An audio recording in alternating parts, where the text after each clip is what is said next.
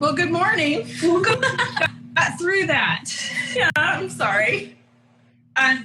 So I want to give a few people just a little bit of background. Hi, Jennifer. She says we look great, Emily, so we're good. Oh, good. Thank God we have a producer with us. Thank you, Jennifer. Thanks, Jennifer. I'm going to give just a little bit of background and why we're doing this, and then we'll just lead into a conversation. But what's kind of funny about all this, Emily and I met in 2012, and she actually worked for me at SMU, and we've done a number of webinars together. And I was thinking this morning, I remember, I think I did my first webinar with you, and you would tell me, even though nobody can see you, smile so they can hear your enthusiasm. So this is just kind of a reminder of that. But Emily worked with me for a couple of years. I don't know, 3 or 4 years? Almost 3 years, yeah. Okay. And she has a master's of liberal studies, and her emphasis is on global studies. And then she also has a Master of Fine Arts from the University of East London. And again, I wish I had my camera up in a way that you can see all these beautiful paintings I have behind me. I'm going to put them in the chat after so that you can see them. But she is just a fabulous artist. And one of the things, and you'll see in the collection that I post later, it's the name of the collection was, I think, Faces of Barcelona. And it was part of her collection that she did for a master's project. And as a coach, one of the things that I have loved, and the reason why I've wanted to purchase this particular collection was because I think it's so important to hold stories close. And when I think of the clients that I work with, I try to remember that it's not just an individual client I'm working with, but I'm also hearing about their stories and the people that are important to them as well. So I'm so excited to introduce you to her, but I think I may have lost her. All right, let's see. All right, she's back. Okay. Sorry. Technical difficulties. But all right. So anyhow, you'll get to see those paintings in a little bit. And I want to talk a little bit about why I wanted to bring you here today, Emily. So one of the things that I have done personally, I am a certified leadership coach and also trained with Jill Monaco Ministries as a freedom coach, or actually I've been trained, I'm not yet certified in that. And I'm dedicating 100% of my coaching fees towards missions. And Emily is one of the people that I've supported. And so I wanted to give my clients the opportunity to hear from you so they can see who they're supporting and hear a little bit about your story. And I remember, I think this is a good lead in. I remember we were coaching last year, and we ended one of our coaching sessions with you saying, I'm not sure I want to do art ever again. I feel this pull to do art, but I shoved it away, and I feel like God's calling me to do art. And you were wrestling with that, and we kind of coached through that. So I was wondering, I think that's a good place where we can have a jump off conversation today, and you can kind of talk about your struggle with pursuing something that you had thought you would have left behind. yes. And talk a little bit about your journey, what you and Nathan are doing, and kind of how you have been using art. Yeah. So let me start with our kind of journey into missions. So Nathan and I, a little bit of our backstory. So we spent 2 years over in London as students. And Maureen, if I'm repeating anything, tell me, because I had a little audio issue there when I had to rejoin. So, so we went as students. My husband studied audio production, and I studied fine art. And that was after our time at SMU. And when we came back to the States after that, we felt like God was leading us to Los Angeles. And we're like, oh, perfect. Well, because we hadn't really planned that, but we just felt like that's what he was leading us to. We're like, he's going to lead us into these big careers in art and music. And that did not happen. And when it didn't work out the way we thought it was going to work out, we had a lot of like disappointment from that and felt kind of like failures. And I had put several like years, I mean, in addition to all the schooling and things, years of hard work into like really trying to make this work. And you know, there's a lot of, for those of you who don't know, there's a lot of rejection as a part of being an artist in the art world. And so you're constantly putting yourself out there, applying, probably kind of like actors. Instead of auditioning, you're submitting your work, your application, and it's very personal. So, you know, and you tell yourself, okay, it's just no big deal, another rejection, no big deal. You get a lot of them. But shortly after our son was born, which was about 4 years ago, I really was just done with art, or so I thought, because I had been working so hard. It wasn't really going anywhere that I could see. And I, you know, I needed to make a living, make some kind of income that was more reliable. And so I was like, well, this is just this dream. I had told myself this dream needs to die. And like Lorene said, literally and figuratively put all the art supplies in the closet and was like, well, maybe when the kids are grown, maybe we're going to go off to college, you know, maybe then I'll do something. And I was just angry, really. And, you know, we fast forward a couple of years, and life was still good in a lot of other places. That's just one area that I had kind of internalized that disappointment. But so we ended up back in Western Oklahoma, and we're like, God, you know, we know you have a purpose for us here. And then we met shortly after our daughter was born. We met the family that we're going to be going with to Liverpool. So Mission Sunday, they came in, they shared about the church plant they're doing in Liverpool. And as soon as they said the word team, Nathan and I, my husband and I, both looked at each other immediately. We're like, that is what we've been waiting for. That's what God brought us back here. That's what he's been preparing us for. Like, that is it. And so we started that journey and pursuing it, not knowing at all like what, and we still, you know, we're not over there yet. So we're just holding it loosely, saying, okay, God, however you want to use us, you know, you have our yes. And we're just going to keep saying yes, whatever it is you ask us to do. So as a part of that journey, last fall, there was a pastor's wife who offered to share her booth with me at a women's conference. And they're like, you should sell something to raise money for missions. And I was like, well, what do I have that I can sell? And I thought, well, I do have that whole portfolio shoved in the closet. I guess I could pull that out. And it's when I started pulling that out that I really started feeling that, you know, that kind of almost the pain or the discomfort of like, okay, I had put all this stuff away. I had literally told this part of myself, you need to die. And now it's coming back out. And it was just so uncomfortable. And that's kind of, I remember reaching out to Lorene and like, I need help with this because like, I know I have something I need to deal with and that God's dealing with me, but like, I don't know how to walk through this. And I think, you know, some of those guided prayer times that we did together were so helpful, and just hearing from the Lord specifically and being able to release some of that anger and pain and things that those like internalized hurts that I had kind of picked up over the years, and kind of freed me to move forward. Because, you know, I remember a moment in particular where there was one painting that I pulled out. I hung it up because I was going to share it, like display it at the conference. And when I looked at it, I just ached inside. And I'm like, God, why do I ache when I look at this painting? Like, what is the deal? I don't understand this. Why am I feeling this way? And it was a painting that I had done, not for anyone else, not to make anyone else happy, not to make money. I just did it exactly how it was in my heart and how I felt like the Lord directed me to.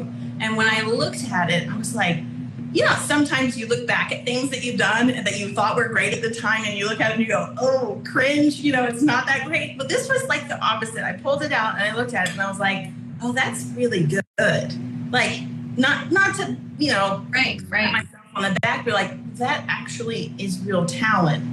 And that was when I felt the Lord speak to me, and that still small voice and say, Emily, I'm not done with that yet. And I was like, oh, okay. So it was that process of the clearing out the dirt, opening up my heart and saying, to be able to say yes again to the Lord in that area of my life. And it has continued through itineration in the support raising process in really, really exciting ways as I've just continued to say, okay, yes, whatever you want, Lord. That's awesome.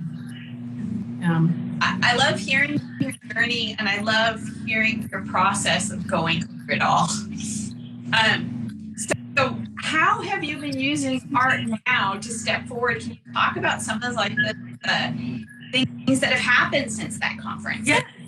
So since the conference, during COVID, I had a really sweet friend who had me do paint parties. And she wanted to, she was able to and wanted to help out her friends and me. And so she paid me. Well, it first started off as like kids art classes on Zoom. And then we moved into paint parties. And then, so I was during itineration, which is basically support raising, if you don't know, but I thought, well, I'll just throw it out there to see if anybody wants to do paint parties. I had told myself I will never do those again. And I was like, well, let's just throw it out there. And literally before Lorene and I had prayed together and done that coaching together, I would never have done this again. Never. And then a month after that, the Lord was like, had softened my heart enough that I was like, all right, I'll just throw it out there. And so people said yes. And there was one church in particular they were the first ones. They said yes. And they went for it. And I just am so forever grateful for them. And it was, it was a really fun time and a great success. And so since then, we continue to do more of them at different churches. And, I started out saving the brushes as a way to save costs because, one, as an artist, I really care about brushes. So I didn't want to use the really awful ones. I'm like, we got to have something at least, decent so we can, paint with them. So I'm like, okay, well, let's save them. And then we can reuse them at different parties to save the supply costs and, make it a better deal for churches that are hosting these. And, after a couple months of doing these parties, we started talking with Chris and Amy, the missionaries in Liverpool that we're going with. And they're like, hey, we want to do these at the church over here, the church plant. And I'm like, that's a great idea. And so I just keep doing these parties, like, awesome. And then it finally hits me a couple months ago. And I started counting how many brushes I had. At that point, it was like 140 brushes. Wow. And I'm like, wait a minute, we can take these to Liverpool. It was really such a cool God moment and kind of humbling too, because I didn't start, our journey into missions did not start with our intent to go and do art there. God worked that in my heart.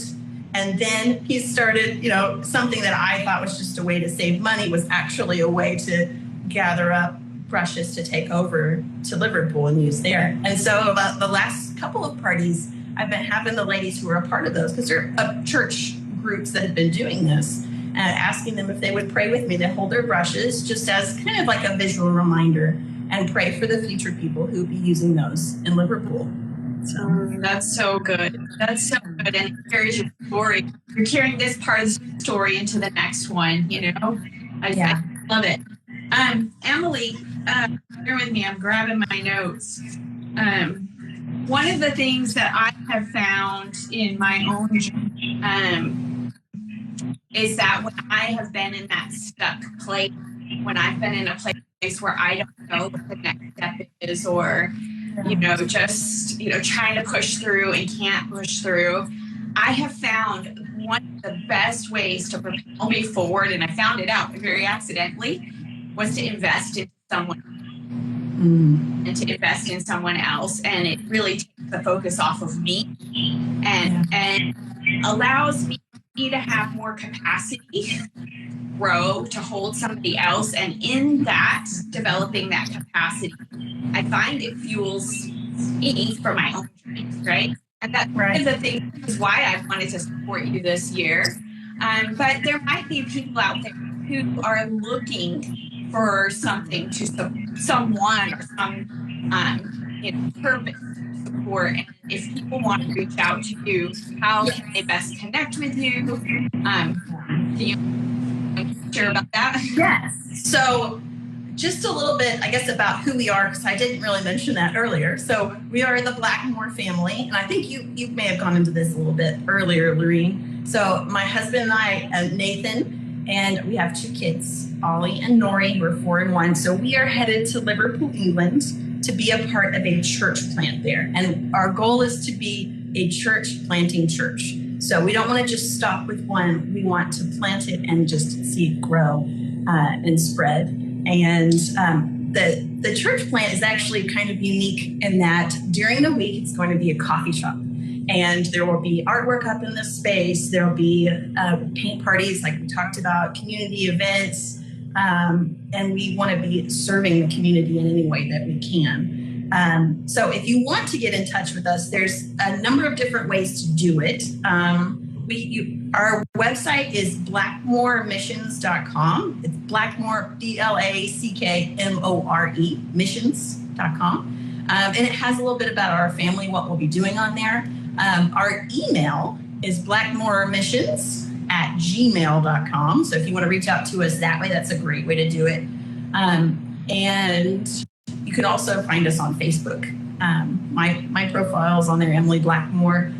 We also have a private Facebook group that you're welcome to join. It's Blackmore Missions for the Least, for the Lost, for Liverpool. And so we're really excited to be able to go and to be a part of what God is doing there. There's several other families that are also going to be there, so it's not just us, which I think is just so beautiful because God calls us to be part of community. So we're not going alone to do this. It's as a part of a community. Again, but we'd love to talk to you if you have any questions about what we're doing or how you can be a part. So we're getting really close to going. We're almost finished raising our support. So we're, I think, like $1,200 a month away from finishing, which is so exciting. That's awesome.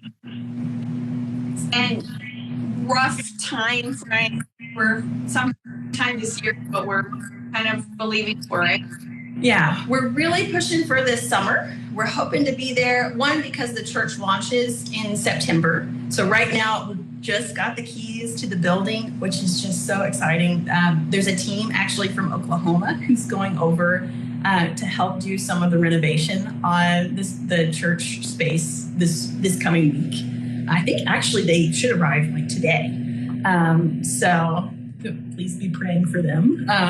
But that's happening. And then our son Ollie starts school in the fall. So it is really our heart for us to be there to get settled before he starts school in the fall. So that's why we're pushing for this summer. But it completely depends on when we finish raising that budget. So we cannot get clearance to go from our sending organization until we hit 100%. So awesome. Well, again, I just want to say, if you're looking for some good soil to invest in, I've known Emily for a while, and she just has such a heart for others. And I just love hearing her heart, how she's so open to doing whatever God asks her of. And Emily, I just feel like people need to see something of your artwork. So I've got this one handy. This is one of the pieces that she painted. It's so beautiful. You want to say anything about this one? I know I didn't. Yeah. So that was one of the first portraits that I did in that style when I was over in art school in London. So it's a continuous line drawing. So it's one line through the entire portrait. And then I went back in and painted it with acrylics. And so I've done many more in that style since then. But I love that it's just, every person, as humans, we all share some things in common, part of being human. So in a way, we're kind of similar in that we all have that simple line, but our journeys and our stories, the way that line just kind of wiggles all over the place, it makes us unique in who we are, because no two people, even if you're similar in circumstance and personality, no two people have exactly the same story. So that's where that portrait comes from. I'm calling it my coaching collection because, again, it holds stories close. So I'll put those in the chat. But thank you so much for joining us today. Thanks for coming on with me. Despite our technical difficulties, it's great to do a webinar with you. All right. Oh, thanks, Lorene.